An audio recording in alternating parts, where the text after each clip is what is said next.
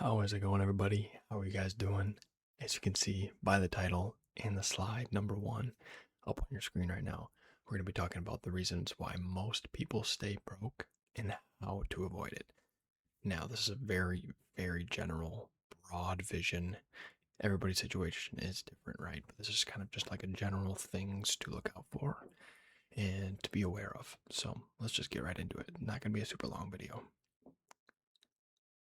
If it'll change the slide. Okay, there we go. And as you guys know, in all my finance videos, I have free Robinhood stocks in the Robinhood app in the description. All you gotta do is click that link, sign up. You get free stocks, I get free stocks. Pretty cool. That's enough of that. Okay. Introduction. Oh, introduction. Many people struggle financially, not because that they don't earn enough money, but because they don't manage what they earn. So you see a lot. I've seen a lot of shows. There's the Caleb Hammer show, Financial Audit, where a lot of people make a lot of money, but they own the show, and it's not because of their income. It's because of their spending. They spend way more than they earn, and they just rack up and rack up debt. So it's all about learning how to manage your finances. That was kind of like a little intro. And the reason number one, no budget or financial plan. They're kind of willy nilly doing whatever they want. Usually, how most people start uh, going into the deep ends of debt. So most people have no clear idea of where their money goes, right? Oh, swipe the credit card. Oh, I'll go eat there. Swipe the credit card, or I'll go buy this. Swipe the credit card, or I'll go buy Legos. Kind of like me lately.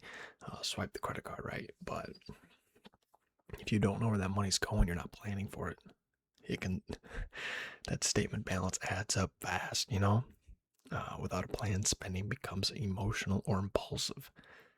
I still struggle with this. I do sometimes have impulsive or emotional buys, but I know what I can afford and can't afford, right?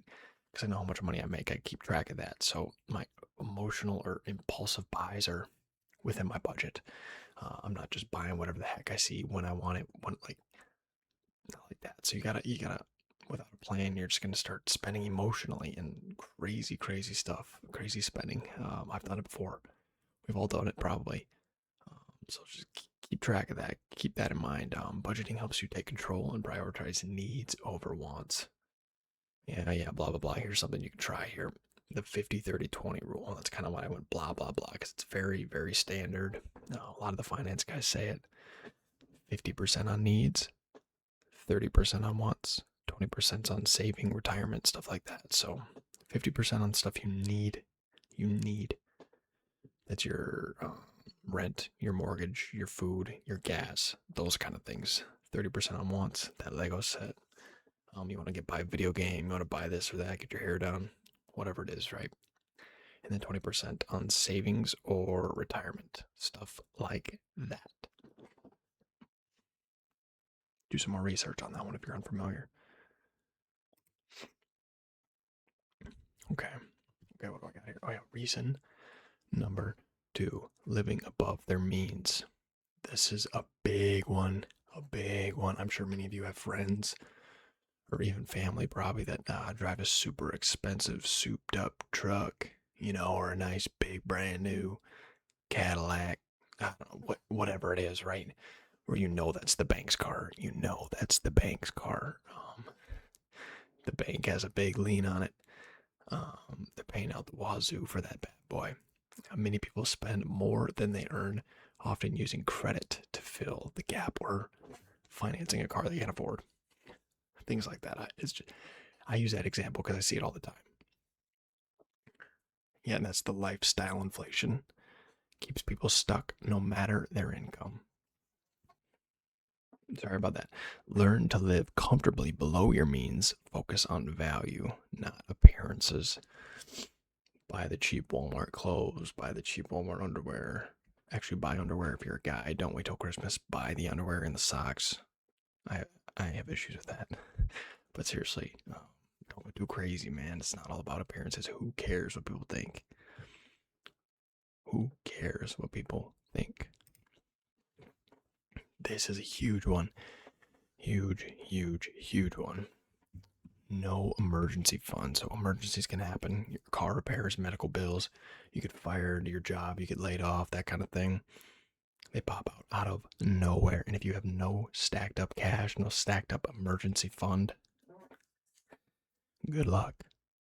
Good luck. Good luck, unless you got someone else in the family who does. I don't know. But good luck. Without savings, people rely on debt and fall further and further behind. Yeah, people end up using credit cards as emergency funds sometimes.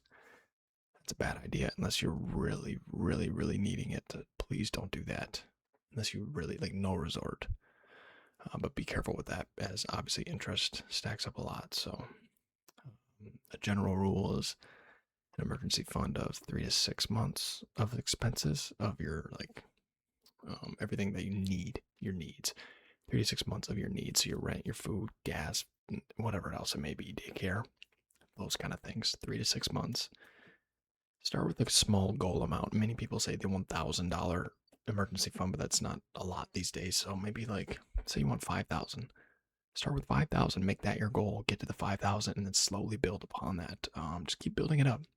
It takes time to build it up, but it's definitely a lifesaver, literally.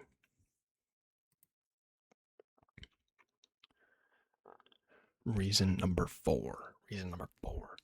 Lack of financial education. Now, this is not everybody's fault, obviously, because schools rarely teach personal finance. Some parents, grandparents just never get it, right? So then you're stuck with not knowing anything, researching on your own, which can really put you behind the 8 ball, right? But without knowledge, people make costly decisions, bad loans, poor investments. They just don't know. They don't know. Not a lot of people tell people to do research anymore. It seems like, please, man, please, if you're not super financially, or you're not knowledgeable in finances, please just watch YouTube. It's so easy. Watch some of my other videos. I got many videos. Please just watch, and there's way better people than me. Watch the professionals. They really know what they're talking about. So do your research. Invest time learning money basics, budgeting, credit, investing, taxes. I have some videos on some of those. Go check them out if you want to, or go check out the pros, the financial advisors, the people who are actually certified. So let's go on to number five. Fear of investing. Many think investing is only for the rich or too risky. So it's not only for the rich. The rich get richer by investing, but it's not only for the rich. It can be risky. Definitely can be risky if you're not doing it right. If you're not doing your research, like we mentioned before, then it can be risky. But there's many risk-adverse ways to invest.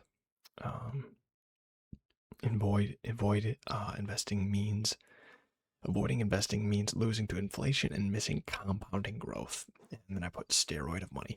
Compound growth is like steroids to your money, man. That absolutely insane what $1 can turn into in 40 years. Yeah, Trey, 40 years, dude. What am I going to do with money in 40 years? Would you rather have the money or not have it in 40 years? It's not like you're putting all your money in there. I get that comment a lot where people are like, dude, what am I going to do with all that money when I'm old? I mean, would you rather not have it? I don't know. Maybe you would. Sorry, I'm just laughing at some people who don't know what they're talking about. It's all good. So avoiding investing, like I said, you miss out on compound interest, which is decades and decades of compound growth, which is your money building and building and building on top of itself. So please do more research into that as well. I have another video kind of mentioning that as well. Start small. With index funds, check out my videos, or retirement accounts through your work. Really easy to set up. 401k or Roth IRA, Roth 401k, those kind of things. Like I said, I have videos about those. You can check out the Robinhood app, like I mentioned earlier in my description below. Super user-friendly, super good not AI, UI. Super easy to use. So look into that. Just start small. It doesn't have to be big. It does not have to be big. How to avoid staying broke. One of the final slides. Track your income and expenses. Live below your means. Build an emergency fund. Keep learning about money. Keep being a sponge. Soak in all that information. Invest early and consistently. It's easy. Remember, wealth is not built through habits. Wealth, edit that out, Trey. No, I'm not going to edit it out. Remember, wealth is built through habits, not luck. So that was a bad blunder, but please, wealth is built through habits, discipline, discipline, discipline. Conclusion. Staying broke isn't inevitable. It's often a result of small financial choices repeated over and over and over and over again. Just like compound growth can be positive, compound growth negatively, like compound debt growth, it can get grow and grow, but way faster. So please be careful. Don't go broke trying to look rich. Who cares what people think? Be you, live below your means, save your money. You'll thank yourself later. Start today. Your future self will thank you. Thank you guys for watching. Quicker video, like not super in-depth video, kind of more of a broad.